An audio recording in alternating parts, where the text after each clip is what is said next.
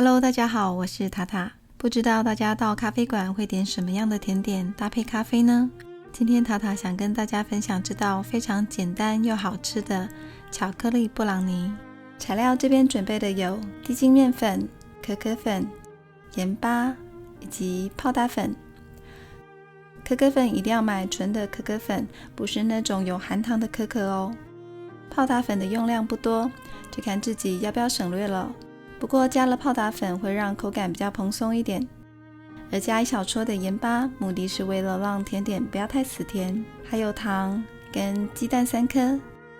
今天我使用的是3温糖，你要用其他的糖替代也可以，不过3温糖的口感甜味不会太凸显，我自己蛮推荐的。再来是苦甜巧克力跟无盐奶油，我今天使用的是 54.5% 的调温苦甜巧克力，建议大家在制作之前先试吃看看自己买的巧克力口感。如果巧克力口感不对，做出来的布朗尼也不会好吃哦。像是超市的那种巧克力，通常就不太适合拿来做。奶油建议是无盐奶油，分量是120克。我喜欢在布朗尼里面加一点核桃，口感上会很有层次，大概是200克左右。烘焙店有卖这种整颗完整的核桃，今天使用的是这种1/8大小的核桃。最后一样材料是莱姆酒，如果可以的话，我还是建议大家加一点会比较好吃哦。如果你没有常温蛋，可以像我这样用温水浸泡冰鸡蛋，大概泡10分钟，鸡蛋就可以恢复常温了。现在我们来准备一锅热水，要做隔水加热用的。先将无盐奶油放入耐热的调理盆里面，然后先关火，像这样让奶油慢慢的融化。奶油融化之后呢，再放入苦甜巧克力，然后搅拌到巧克力融化为止。再来放入所有的糖，搅拌到融合就可以了。然后是鸡蛋，一次只放1颗鸡蛋哦。然后像这样搅拌到鸡蛋融到巧克力酱里面为止，再加入第2颗鸡蛋，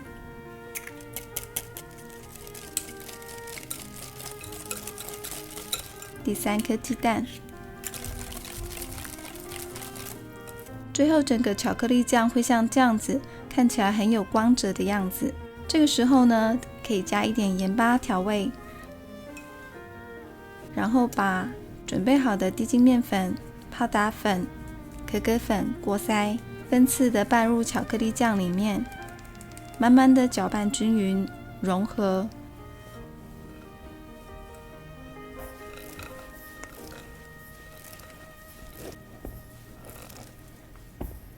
这时候面糊的状态会比较粘稠，有点不太流动的样子，不要担心。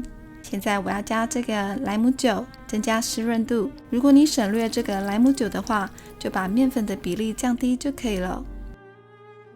像这样搅拌均匀，面糊就会变得很湿润，像这样有湿润流动的感觉。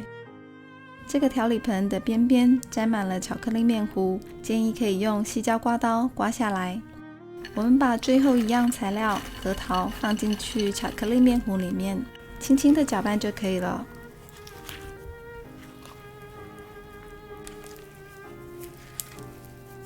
只要让核桃都沾满了巧克力面糊，不要破坏到它的形状就好。我建议大家可以买像这样大小的烤盘来烤 brownie， 大小大概是20公分正方形，高度大概是6公分左右。如果你不是很常做烘焙，像这样的玻璃容器还可以拿来装菜，是蛮方便的哦。然后我们需要一张烘焙纸，像这样测量一下大小，再把纸张拿出来，按照这个形状折一下，4个边呢会留下这样一个角，用剪刀把它们都剪掉就可以了。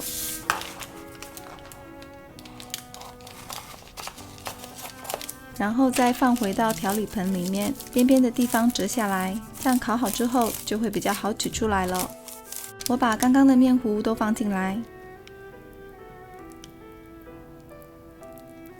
用这个细胶刮刀刮下来剩下的面糊，不要浪费咯。然后把面糊的表面稍微的整理一下，尽量平整一点，这样烤出来才不会高高低低的。现在就可以放到烤箱里面做烘烤咯。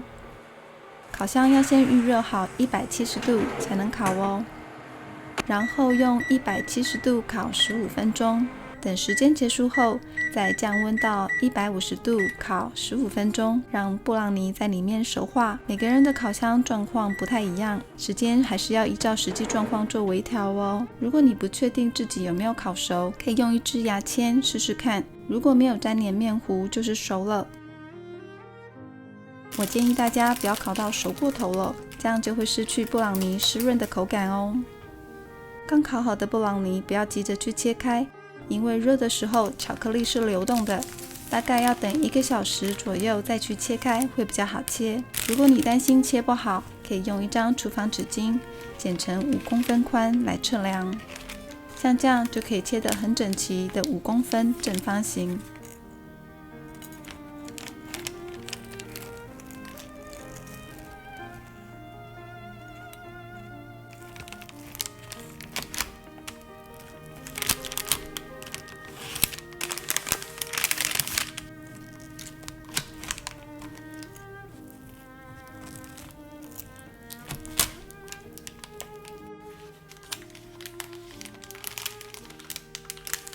这次烤的状况我自己很满意呢，表面酥酥的，里面湿润的口感，像这样的感觉吃起来很好吃哦。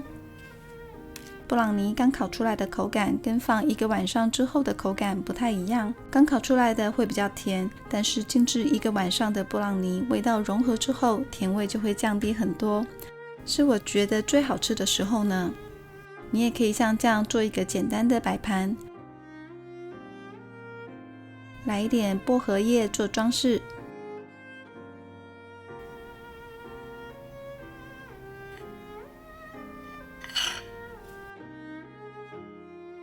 一球草莓冰淇淋。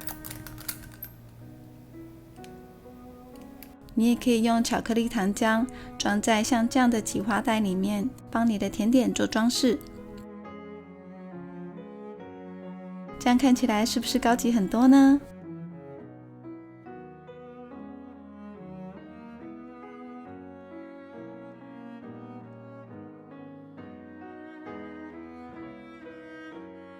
来一点核桃也很美哦。